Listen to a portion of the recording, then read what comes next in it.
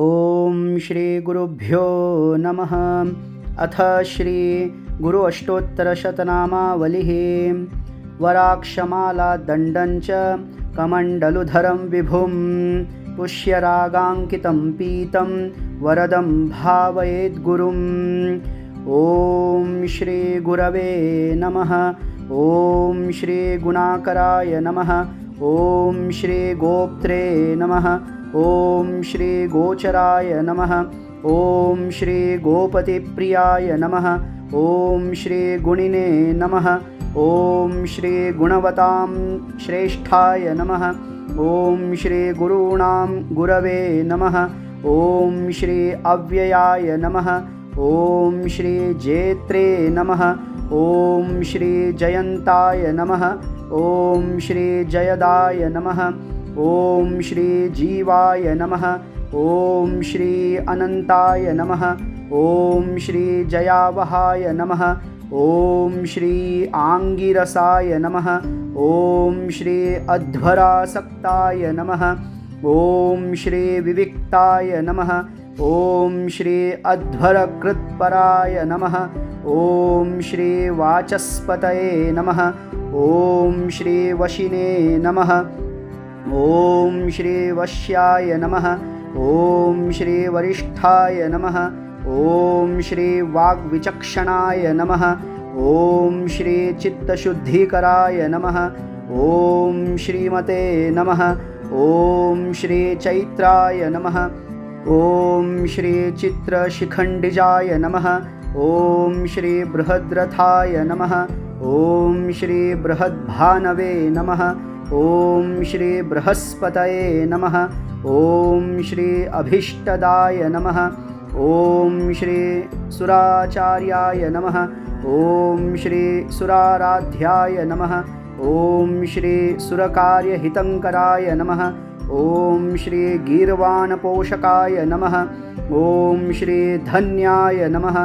ओम श्री गीष्पतये नमः। ओम श्री गिरीशाय नमः। ओम श्री अनघाय नमः। ओम श्री धीवराय नमः। ओम श्री धिषणाय नमः। ओम श्री दिव्यभूषणाय नमः। ओम श्री देवपूजिताय नमः। ओम श्री धनुर्धराय नमः। ओम श्री दैत्यहन्त्रे नमः। ओम श्री दयासाराय नमः। ओम श्री दयाकराय नमः। ओम श्री दारिद्र्यनाशकाय नमः। ओम श्री धन्याय नमः। ओम श्री दक्षिणायन संभवाय नमः। ओम श्री धनुर्मीनाधिपाय नमः। ओम श्री देवाय नमः। ओम श्री धनुर्बाणधराय नमः। ओम श्री हरये नमः।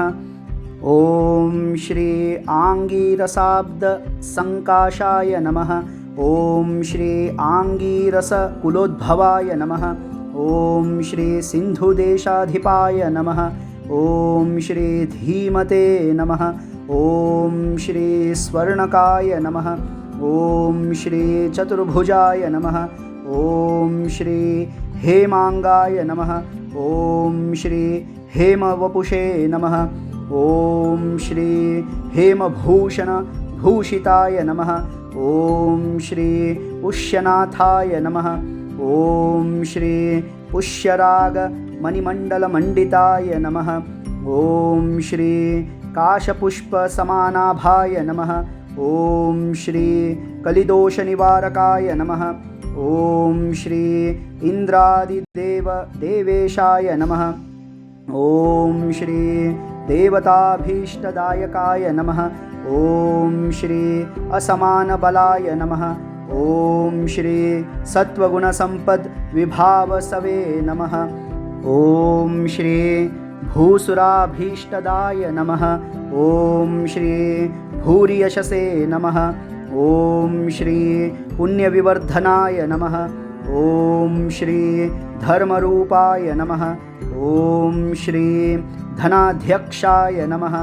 ओम श्री धनदाय नमः।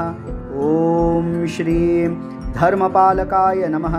ओम श्री सर्ववेदार्थ तत्वज्ञाय नमः। ॐ श्रीं सर्व आपद्विनिवारकाय नमः। ॐ श्री सर्वपापप्रशमनाय नमः। ॐ श्रीं स्वमतानुगतावराय नमः। ॐ श्री ऋग्वेदपारगाय नमः।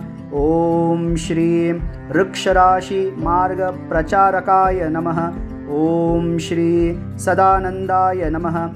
ॐ श्री सत्यसन्धाय नमः।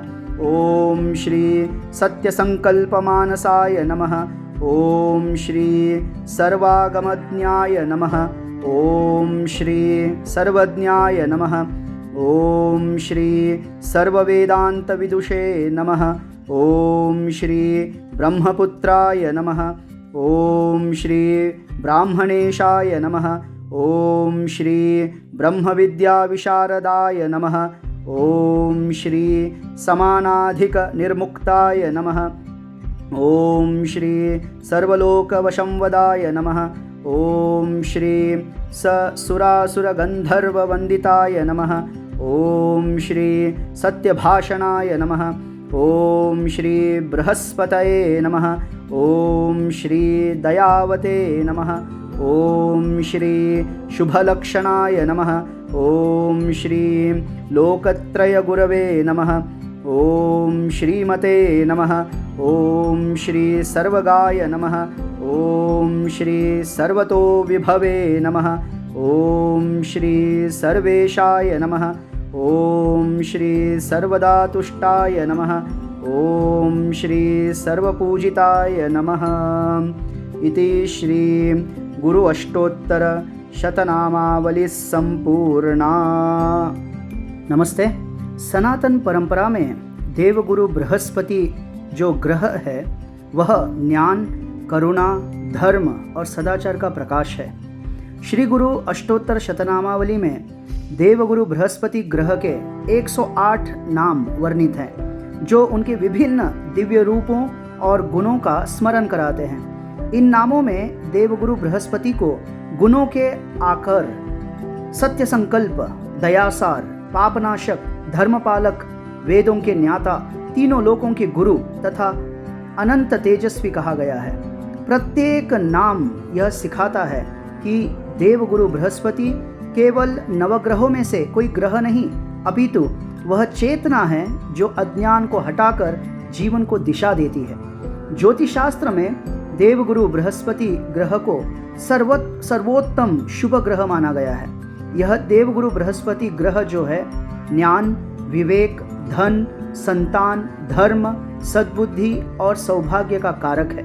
श्री गुरु अष्टोत्तर नामावली में उल्लेखित बृहस्पतये, सुराचार्याय, धनाध्यक्षाय, पुण्य विवर्धनाय, सर्ववेदार्थ तत्वज्ञाय आदि नाम देवगुरु बृहस्पति ग्रह के इन्हीं गुणों की पुष्टि करते हैं। जब कुंडली में बृहस्पति शुभ होता है तब व्यक्ति के जीवन में नैतिकता, स्थिरता, समृद्धि और शांति प्रबल रहती है। आपकी जिज्ञासा होगी कि इस श्री गुरु अष्टोत्तर नामावली का पाठ हम क्यों करें, तो यहाँ पर यह समाधान है। आपके मन और बुद्धि को उसी शुभ देवगुरु ऊर्जा से जोड़ने के लिए। दैनिक जीवन में इन नामों का अर्थ यह है कि हम देवगुरु बृहस्पति के बताए मार्ग जैसे सत्य, दया, संयम, अध्ययन और धर्म को अपने व्यवहार में उतारें। सर्व आपद विनिवारकाय, दारिद्र्य नाशकाय, पुण्य विवर्धनाय जैसे नाम बताते हैं कि देवगुरु बृहस्पति का स्मरण मानसिक कठिनाइयों, नकारात्मक विचारों और अस्थिरता को दूर करता है।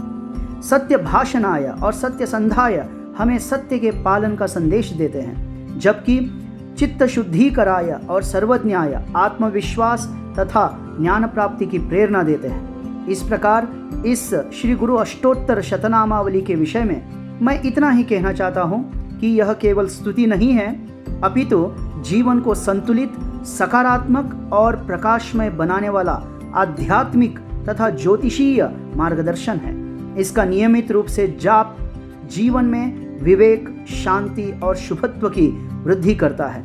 आशा करता हूँ यह वीडियो आपको अच्छा लगा होगा तथा देवगुरु बृहस्पति ग्रह की जानकारी भी अच्छी लगी होगी।